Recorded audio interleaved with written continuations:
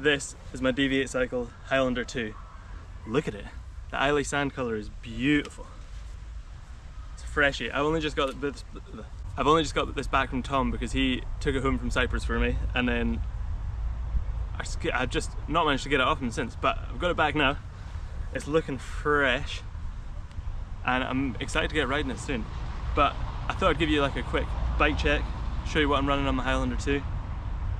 It is an incredible bike and it's so versatile. In Cyprus I was running it pretty much the build it is now. The only difference is I was running Crank Brothers candy pedals in Cyprus when I was doing XC, and then using the mallet downhills for when we were doing the little downhill tracks and stuff.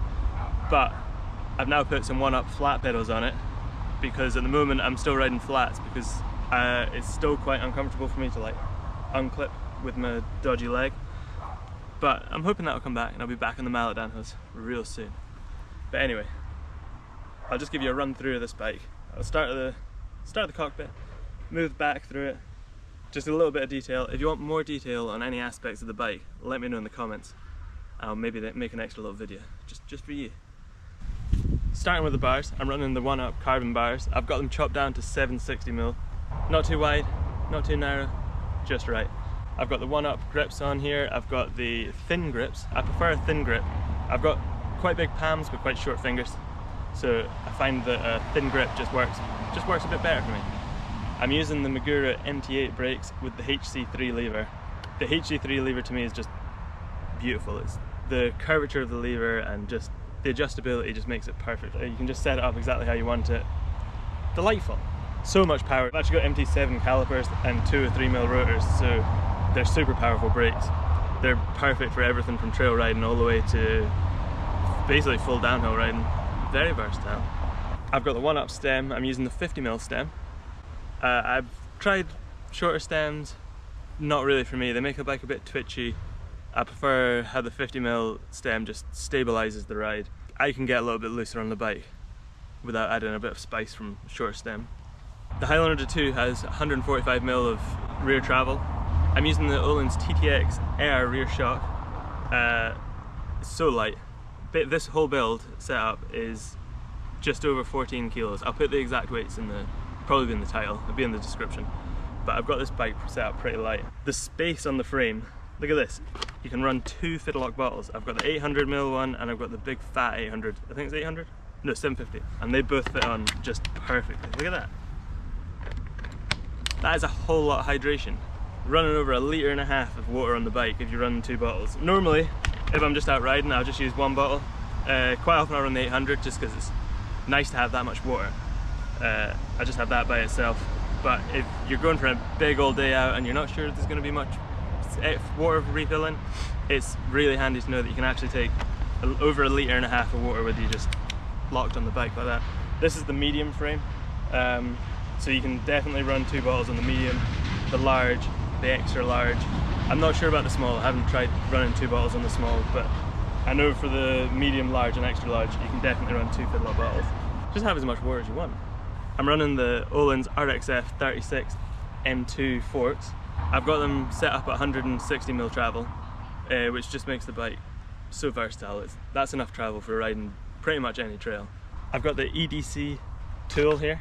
It's got everything you could want. It's got Allen keys ranging from, I think it's 2.5 all the way through to 8mm. You can make an 8mm by combining the 5 and the little flathead screwdriver together. It makes an 8mm, which is super handy. You've got the T25 on there.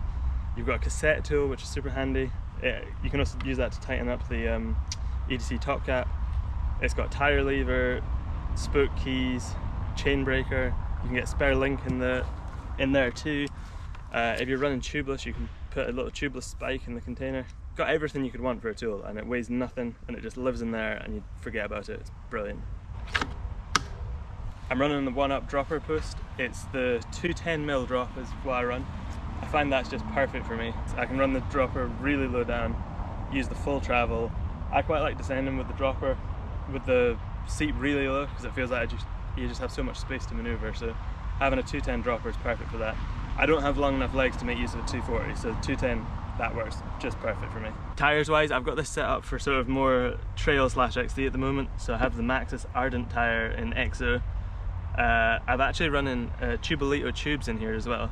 They're so light and they're so strong that there's not really any weight difference between running a Tubolito tube and being tubeless, and it makes it so easy. If you're wanting to change tyres lots and you don't like getting sealant all over your hands, then just get yourself some Tubolito tubes. You don't notice the weight difference. They're stronger than a normal inner tube, so you get way less punctures. And I've never had a puncture with one, so I'm going to be using them a lot more. The Maxxis tyres are mounted up on the Hunt XE Wide 29 wheels. The Hunt XE Wide 29 wheels are so good. They're alloy wheels, they're super strong. I've not had to tighten any spokes on them, and I've ridden them on stuff that's way above what you'd expect to ride an XE wheel on. And then matched up with the Ardent tyres, they roll so fast and they're perfect for long days on the bike. Drivetrain wise, I'm running, so I've got the OneUp switch chainring here with 32 tooth, so you can go pretty fast with a 32 tooth chainring. And then I'm running the XTR. I've got the short cage derailleur, so I think it's 10 to 45 tooth, the cassette. It's quite like a close ratio cassette. I just don't find that I need a big massive gear on the back most of the time, especially not when I've got like light tyres, light wheels. I prefer to just have a lighter setup with a smaller cassette. If I was to be using a bigger cassette, I'd probably be better off walking if I'm going that slow, so I find this cassette to be just like perfect. If you want any more details on, I don't know, like suspension setup, tyre pressures, that sort of, those fine details, let me know in the comments. Maybe I'll make another video with a little bit finer detail.